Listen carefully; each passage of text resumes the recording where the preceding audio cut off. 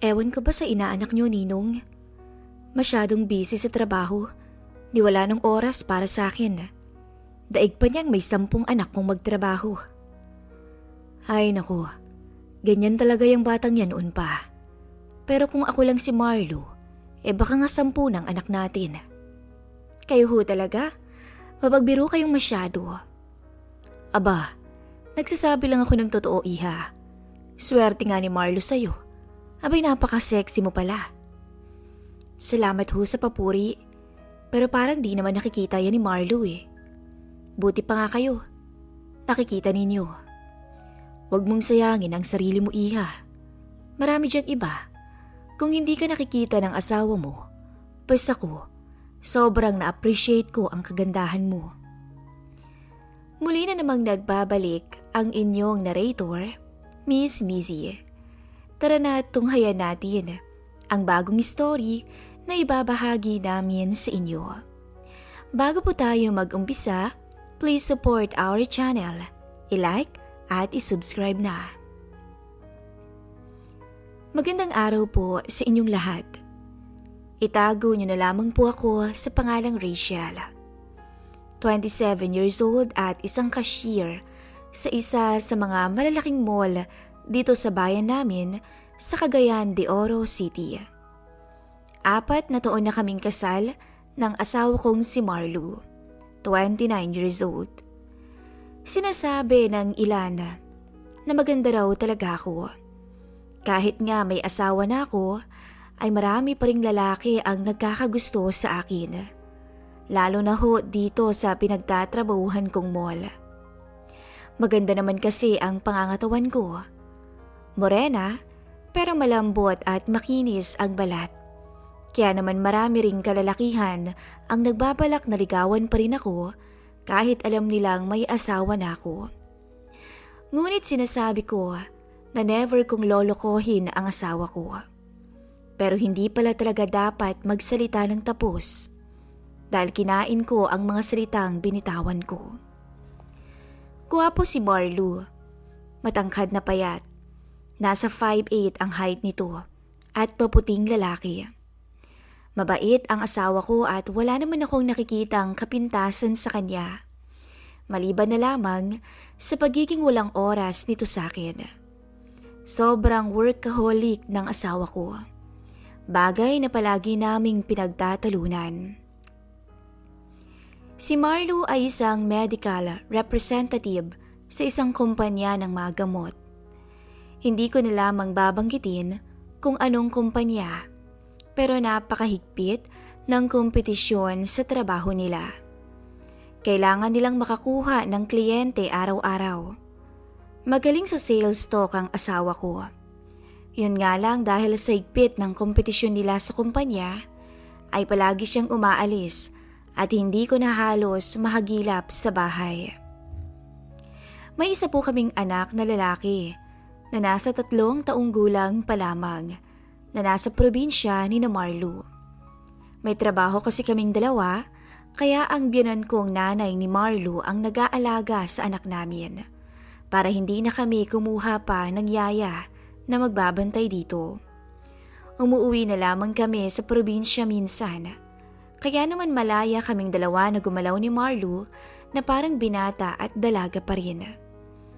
Pero kahit ganun pa man, ay wala sa isipan ko ang magloko sa asawa ko. Mataas ang respeto ko sa sarili ko, pati na sa kanya.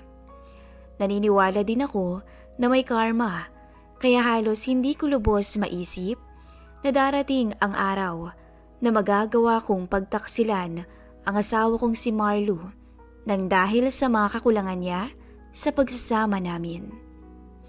Si Ninong Fred ang naging kasakasama ko ng mga panahong busy ang mister ko. Isang hindi inaasahang pagkakataon ang nagtulak sa amin upang makagawa ng isang bagay na bawal sa mata ng Diyos at sa batas ng tao. Si Fred ay 50 anyos na, pero maliksi pa rin. Halatang gwapo nung kabataan. May kaya ang matanda dahil may-ari ito ng mga hardware sa probinsya ng asawa ko. Bukod pa roon, ang iba pa niyang mga negosyo.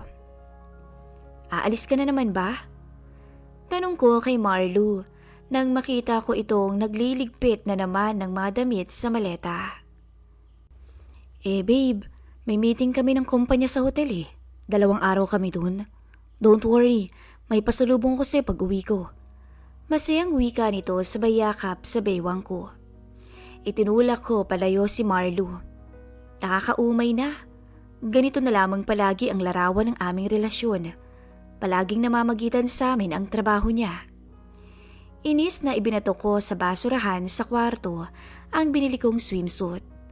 Bala ko sana kasing mag-resort kasama si Marlo sa weekend, pero naunahan na naman ako ng trabaho niya. Galit ka ba, babe?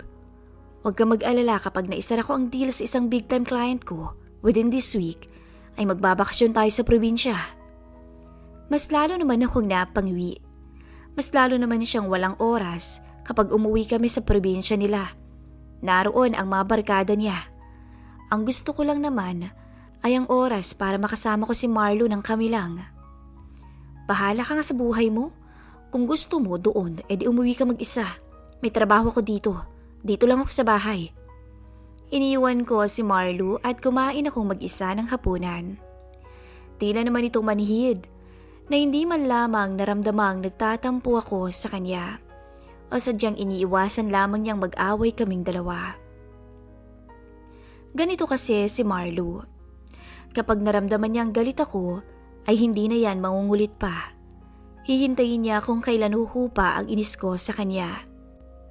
Kapag naman kami ang nag-aaway at laging siya ang may kasalanan, ay nagpapakumbaba ito para maging maayos kaming dalawa. Ayaw niya ng gulo. Hindi rin naman ako yung tipong mabunganga kapag galit. Nagmamaktol lamang ako, nagdadabog at hindi maipinta ang muka. Pero hindi ako magwawala o naninigaw sa kanya. Hindi namin ugaling pinag-uusapan kung ano ang problema. Kaya minsan ang problema namin ay nasosolve lamang sa pamamagitan ng pag-alis niya. Pero bilang babae, ay may pangangailangan ako. May pananabik ako sa asawa ko na hindi niya natutugunan, lalo na kapag ganitong may mga meeting siya sa malalayong lugar. Aalis siya kapag may kausap na kliyente, kaya naman nakakainis talaga. Nakakahiyamang aminin pero minsan ay ako na lang ang nagpupunan sa pangangailangan ko. Pinananabikan ko ang ganitong bagay sa mister ko. Siguro nga ay dahil halos wala na itong oras sa akin. Pagod siya pag uwi ng bahay dahil sa layo ng minamaneho niya. Kaya pagdating ko galing sa trabaho ay maghahapunan na lamang kami. Mag-uusap ng kaunti habang nanonood ng TV at pagkatapos ay makakatulog na si Marlo nang hindi ko man lang mapapansin. Matutulog na lang yan nang walang paalam. Sa isang buwan ay masaya nang may isang gabi akong pagbibigyan ng asawa ko. Isang araw kung saan masasatisfy ang pangangailangan ko bilang babae. Pero mostly ay wala talaga. Kagaya na lamang ngayon na naghanda pa ako pero disappointment lamang ang inabot ko dahil may sarili din naman palang plano ang kumpanya nila. Ang saklap naman talaga. Kaya sa inis ko sa asawa ko ay naisipan ko na lamang na yayain ang mga kasamahan ko sa trabaho na mag-beach kami sa Sabado. Kahit isang gabi lang dahil kailangan pa rin naman naming pumasok kinabukasan. Sayang naman ang binili kong swimsuit kung hindi ko ito magagamit at itatapon ko na lamang. Mabuti na lamang at pumayag din ang mga kasamahan ko kaya nang makaalis na si Marlo sa bahay ay kinuha ko ang swimsuit na itinapon ko sa basurahan sa loob ng kwarto namin. Isinukat ko yun at napapangiti na lamang ako nang saktong-sakto lang sa akin ang binili ko. Maya-maya ay nagulat na lamang ako nang may kumatok sa bahay namin. Nilak ko kasi ang pinto pagkaalis ni Marlo. Napangiti na lamang ko nang maisip kong bumalik ang asawa ko dahil baka may nakalimutan to. Napangisi na lamang kong tumungo sa pinto. Tignan lang natin kung hindi ka maakit sa akin ngayon. Nakangiting wika ko sa sarili. Akala ko si Marlo kasi ang bumalik. Excited kong binuksan ang pintuan. Suot ang swimsuit na binili ko. Surprise! Hindi ko na ituloy ang sasabihin ko nang makita ko si Ninong Fred na ninong ni Marlo ang bumungad sa akin. Nanlaki naman ang mga mata ng matanda na nakatitig sa akin. Bagay sa iyong suot mo, iha. Napakaganda mo. Alanganin na lamang akong napangiti nang isinara ni Ninong Fred ang pintuan. Nataranta akong napatakbo sa loob ng silid naming mag-asawa para magbihis ng maayos na damit. Isang simpleng t-shirt at short na pambahay ang sinuot ko. Pagkatapos ay lumabas na ako ng kwarto para kausapin ang matanda. Nagtataka ako kung ano bang ginagawa niya dito sa bahay namin ni Marlo. Si Ninong Fred ay ninong ni Marlo. Byudo na ito matagal na. Medyo may edad na pero walang kupas sa kakisikan. Maskulado ang pangangatawan. Kung titignan ay nasa edad 45 pa lamang to. Gwapo talaga si Ninong Fred kaya hindi maipagkakaila. Nahabulin pa rin to ng chicks kahit medyo may edad na. Naparito ho kayo? May kailangan po ba kayo? Tanong ko. Wala naman. Gusto ko lang sanang bisitahin kayo mag-asawa. Malapit lang kasi dito sa inyo yung pinuntahan ko kaya naisip kong dumaan dito. Yayayain ko sanang mag-inom si Marlo. Ay naku nung, umalis ho si Marlo eh. May 2 araw na meeting ang kumpanya nila kaya 2 araw din siyang mawawala. Naku naman, kung ganun, ikaw na lang ang yayayain kong uminom. Nakakawalang ganang uminom nang walang kasama eh. Tsaka sayang tong dala ko, baka mapanis. Pagbibiro pa nito habang tinaas ang daladalang alak. Tama naman si Ninong Fred, kaya ang binala kong inuman kasama si Marlo sa isang resort ay nangyari nga. Hindi nga lamang siyang kasama ko kung hindi ang Ninong Fred niya. Magna-night swimming na lamang kami ng matanda. May sasakyan naman ito kaya sumakay na lamang ako doon, dala ang mga beer in can. Bumili din kami ng pagkain at syempre dala ko ang swimsuit na gusto kong isuot. Nag-chat ako sa mga kasamahan ko na hindi na ako makakatuloy dahil nga sa ibang lugar kami pumunta ng matanda. Hindi ko inaasahan na mag-e-enjoy akong kasama si Ninong Fred. Hanggang sa naligo na nga kami doon. Masaya talaga akong kasama ko siya. Hindi ko nga sinasagot ang tawag ng asawa ko sa telepono dahil naiinis pa rin ako dito. Nalasing kami ni Ninong Fred at hindi ko inasahan na dito na ako tuluyang magkakasala sa asawa kong si Marlo. Nang malasing na kasi kaming dalawa ay naging pilyo ang matanda. Swerte ko naman yata ngayon, iha, dahil nakasama kita. Abay, bihira na lang talaga akong mag-enjoy ng ganito at kasama pa kita. Hindi ko alam na ganyan ka pala ka-sexy. Uwi ka pa nito. Tanging tango lang ang sinagot ko dito. Ay nako Ninong Fred, kahit na anong ganda ko at sexy, kung hindi naman ako pinapansin ng asawa ko, wala din. Oh, bakit naman? Ay nako, busy-busy ho ang taong yun. Daig pang may 10 anak na pinapakain. Laging wala sa bahay. Minsan na nga lang kung magtabi kami.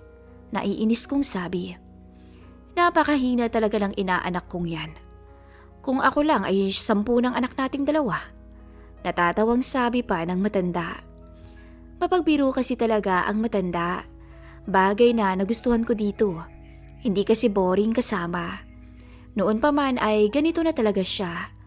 Close kasi silang 2 ni Marlo. Parang tatay na niya dahil nga maagang nawala ang kanyang ama. Kaya sa hindi inaasahang pagkakataon, dala na rin siguro ng pananabik ko sa mister ko. Sa mga bagay na hindi na niya nagagawa sa akin. Sa mga bagay na inaasam-asam ng asawang uhaw na kagaya ko, ay tuluyang may nangyari sa amin ni Ninong Fred. Pinatulan ko ang ninong ng asawa ko. Sa unang pagkakataon, ay naranasan ko ang mga bagay na hindi ko naranasan sa asawa ko. Grabe pala si Ninong Fred. Hindi ako makapaniwala na ang matandang yun ay may ipagyayabang. Nagising akong umaga na at naimasmasan na rin sa kalasingan niya si Ninong Fred.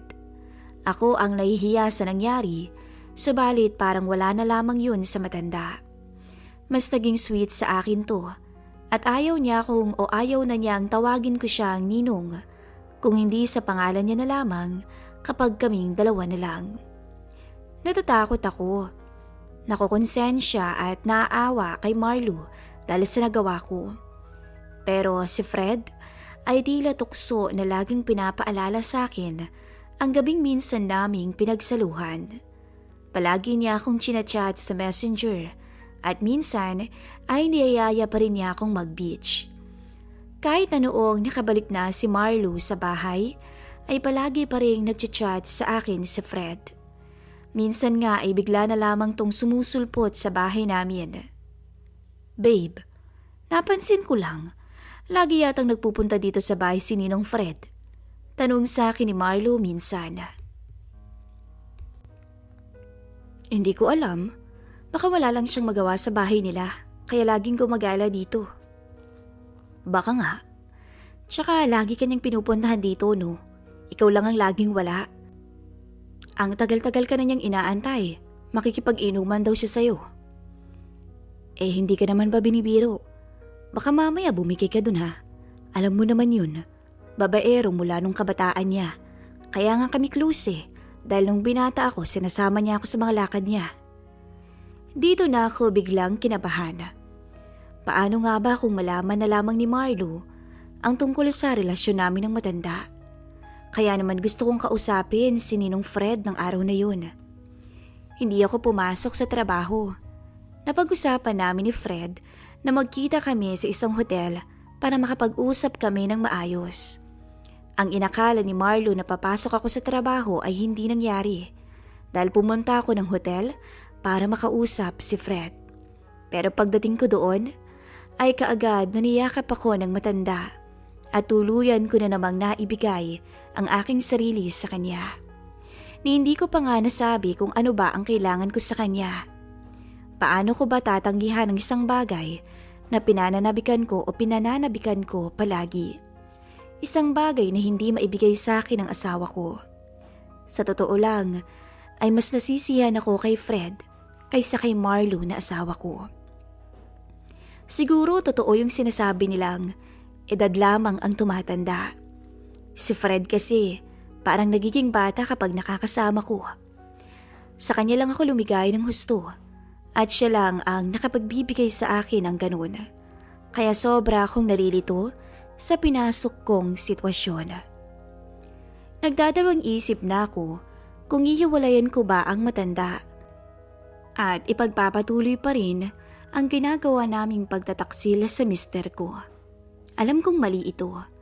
Alam kong isang malaking kasalanan, pero sa paggawa ng mali at kasalanan ay dito naman ako nagiging masaya. Marupok ako. Oo, mabilis lamang akong madarang sa sitwasyong to. Nahihirapan na akong bitiwan ang kalaguyo kong matanda. Nahihirapan ako dahil unti-unti siyang nagkakaroon ng puwang sa puso ko. Hanggang sa parang nagiging natural na lamang sa akin ang paggawa ng kasalanan. Saan ka pupunta, babe? Tanong sa akin ni Marlo isang araw pagdating niya galing sa trabaho. Nahuli niya kasi akong nagbibihis ng damit at kagagaling ko lang din noon sa trabaho. Birthday ng kasamaan ko sa trabaho. Dadalo lang ako, babe. Pagpapaalam ko kay Marlo, pero ang totoo ay makikipagkita ako kay Fred sa hotel na laging pinupuntahan namin. Anong oras uwi mo? Huwag mo na akong hintayin. Gagabihin na ako. Susunduin na lang kita. Saan ka pa pupunta? Huwag na. Ako na lang ang uuwi. Hindi ko alam kung ano ang nasa isip ni Marlo nung mga oras na iyon. Basta na lamang kasi akong nagmadaling umalis ng bahay. Pagdating ko sa may kanto, ay naroon na ang sasakyan ni Fred na naghihintay sa akin. Nakaka-excite na nakakakaba ang ganitong sitwasyon ko. Excited akong makita at makasama ang kalaguyo kong ninong ng mister ko. Samantalang kinakabahan naman akong mahuli ni Marlo. Maaaring masira ang pamilya namin kapag nangyari ito. Paano ko bang nagawang ipagpatuloy ang kahibangan kong ito? Kapag mangyayari ang ganito, ay baka tuluyan ng masira ang pamilya naming binuo. Paano na lamang ang anak kong nasa probinsya? Hindi nila ibibigay sa akin ang anak ko kapag nahuli ako ni Marlo dahil ako naman ang may kasalanan. Matapos ang lahat, umuwi akong lutang. Tila wala sa sarili. Naisip ko kung anong maaaring mangyari sa relasyon namin ni Marlo. Naisip kong anak kong si Ken. Kaya naman dito, naisipan kong umuwi na muna ng probinsya para makasama ang anak ko. Baka doon ay makapag-isip-isip ako ng maayos. Kapag dito kasi sa bahay, ay walang oras sa akin si Marlo. Kaya wala din kaming oras para makapag-usap ng maayos. Uuwi muna ako ng probinsya. Namimiss ko na si Ken eh. Bungad ko kay Marlo. Napangiti na lamang ang asawa ko sa sinabi ko. O sige, uuwi tayo sa Sabado. Magpo-file na lang ako ng 1 linggong leave, okay? Talaga? O sige, magpapaalam din ako sa head namin. Sagot ko naman na masayang masaya at nagpaalam nga ako sa head namin sa mall na maglilib ako ng 1 linggo. Okay na ang plano namin ni Marlo na umuwi ng araw na yun. Sobrang excited ako dahil sa wakas ay magkakasama kami. Nakapaghanda na rin ako ng mga gamit ko. Kinahaponan ng Biyernes ay nagulat na lamang ako matapos akong tawagan ni Marlo na hindi raw kami matutuloy. May event daw sa kumpanya nila at kailangan daw siya doon. Humingi ng tawad sa akin ang asawa ko. Mauna na lang daw ako sa probinsya at susunod na lamang daw siya. Sa sobrang inis ko, kaagad kong tinawagan si Ninong Fred at niyaya akong magbakasyon ng 1 linggo. Mas lalo lamang nadadagdagan ang pagtatampo ko sa asawa ko ng mga oras na iyon. Talaga namang hindi ako ang priority dahil mas mahalaga talaga sa kanya ang trabaho niya sa kumpanya kaysa sa aming pamilya niya. Inis na inis akong dinalang maleta ko at nakipagkita sa matanda. 1 linggo kami sa resort ni Fred at 1 linggo din akong walang komunikasyon kay Marlo. Sinadya kong patayin ang telepono ko para hindi ko siya makausap. Ayoko siyang kausap. Basta masaya ako ngayon na kasama kong matandang ninong niya. Sa piling ng matanda ay masaya ako na ibibigay niya sa akin ang lahat ng pangangailangan ko na hindi na ibibigay ng mister ko. Hindi ko na siguro magawa pang bumitaw kay Fred. Bahala na lang siguro kung ano bang mangyayari sa relasyon namin ni Marlo kung sakaling malaman niya to. Umuwi akong wala sa bahay si Marlo at doon ay pinahinga ko ang aking katawang lupa na sobrang pagod sa biyahe. Maya-maya, nagising na lamang ako sa pagkakatulog nang marinig ko ang pagbabasag ng bote sa sala. Doon ko nakita si Marlo na nakauwi na pala at lasing. Hindi ko na lamang pinansin, ngunit nagulat ako nang sigawan niya ako. Mabutit nakauwi ka na pala. Natigilan ako dahil sa unang pagkakataon ay nasigawan ako ng asawa ko. Ano bang problema mo ha? Sigaw ko rin sa kanya. Ikaw ang problema ko, Rachel. Akala mo ba hindi ko alam na 1 linggo kayong magkasama ni Ninong Fred? Bulyaw nito sa akin. Para akong binuhusan ng malamig na tubig sa katawan ko. Dahil ito ang bagay na pinakaayaw ko sanang mangyari. Ano bang pinagsasabi mo ha? Ngunit iniabot niya sa akin ang telepono niya. Puno ng mga larawan namin ni Fred ang naroon sa gallery niya. Matagal mo na pala akong niloloko ha, Rachel? Bakit si Ninong Fred pa? Sa dinami-dami ng lalaki sa mundo, bakit ang ninong ko pa? Sandali akong hindi nakahuma. Sa unang pagkakataon ay nakita ko ang asawa ko na umiyak at laylay ang balikat. Tila ito natalo sa sugal ng napakalaking halaga. Hindi ko alam kung papaano ko ipapaliwanag sa kanya na ang pagkukulang niya sa akin ang siyang naging dahilan kung bakit ko nagawang pumatol sa matandang yun. Iniwan ako ni Marlo. Hindi na ako kinausap pa matapos kong sabihin sa kanya ang tungkol sa dahilan at rason ko kung bakit ko yun nagawa sa kanya. Umuwi siya ng probinsya nila at hindi na bumalik dito sa bahay namin. Wala na rin kaming komunikasyon matapos niya akong i-block sa Messenger. Hindi ko na rin makontak ang telepono niya, pero nagpatuloy pa rin ang kahibangan namin ni Fred. Hindi ko magawang umuwi sa probinsya ng asawa ko. Wala na kasi akong mukhang maiyaharap sa biyanan ko. Hindi ko rin alam kung sinabi ba ni Marlo sa biyanan ko at sa anak ko ang tungkol sa kalokohan ko. Pero kapag kinakausap ko sa video call si Ken, ay tila wala naman itong alam sa ginawa ko, pati na rin ang biyanan ko. Hindi ko alam kung may paraan pa ba para magkaayos kami ng asawa kong si Marlo. Pero kung tuluyan niya na akong iiwan, ay wala na akong magagawa pa. Dahil in the first place, alam kong ako ang nagtaksil sa kanya. Kahit man sabihin natin na may pagkukulang din siya sa akin. Hanggang dito na lamang po ang aking istorya. At maraming salamat po sa pagbibigay niyo ng oras sa kwento kong ito. Nagmamahal, Rachel, ang babaeng napakarupok.